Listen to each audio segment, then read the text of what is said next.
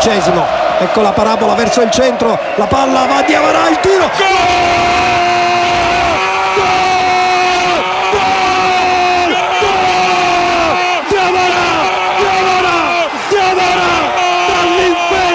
Dall'inferno al paradiso, segna il Napoli a pochi secondi dalla fine. Il Napoli vince 2-1, clamoroso San Paolo.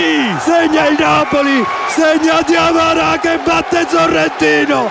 Dall'inferno al paradiso per il Napoli, che riesce ad agguantare davvero per i capelli una vittoria che sembrava ormai sempre più vicina. Il Napoli è ancora in corsa per questo campionato. Il Napoli ritorna a -4, succede di tutto in panchina ed ora bisogna ovviamente gestire questi ultimi secondi. Lancia nella mischia Rog Sarri per questa sostituzione, succede di tutto sulla tribuna, in curva, nei distinti, per questo Napoli che non ha mollato in un momento decisivo della stagione. Molti si devono vergognare, quelli che hanno fischiato durante l'intentativo che ha prodotto la squadra si devono vergognare, secondo me, Carmine.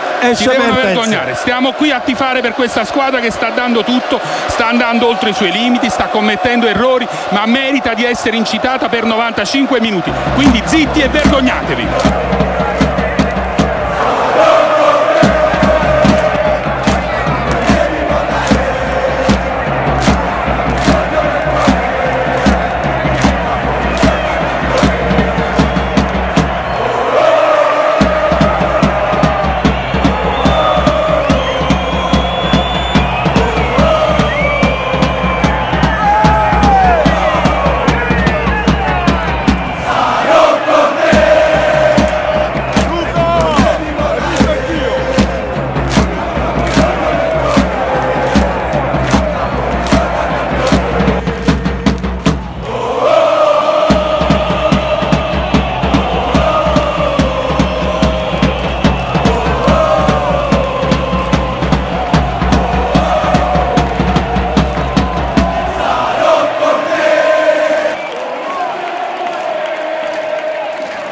Minuti 89.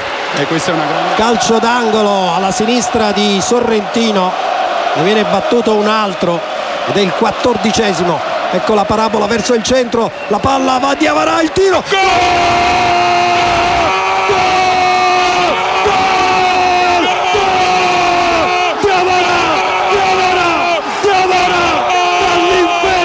Dall'inferno al paradiso, segna il Napoli a pochi secondi dalla fine. Il Napoli vince 2-1, clamoroso San Paolo. Segna il Napoli, segna Diawara che batte Sorrentino.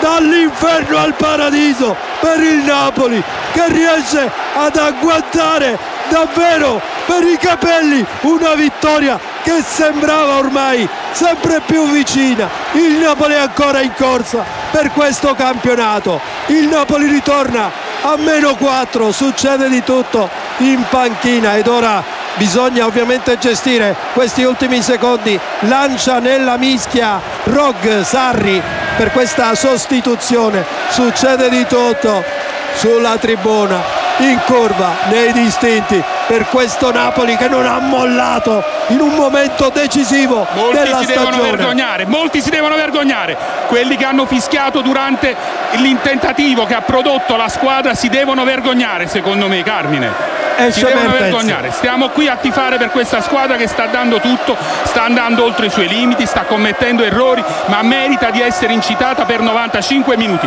Quindi zitti e vergognatevi.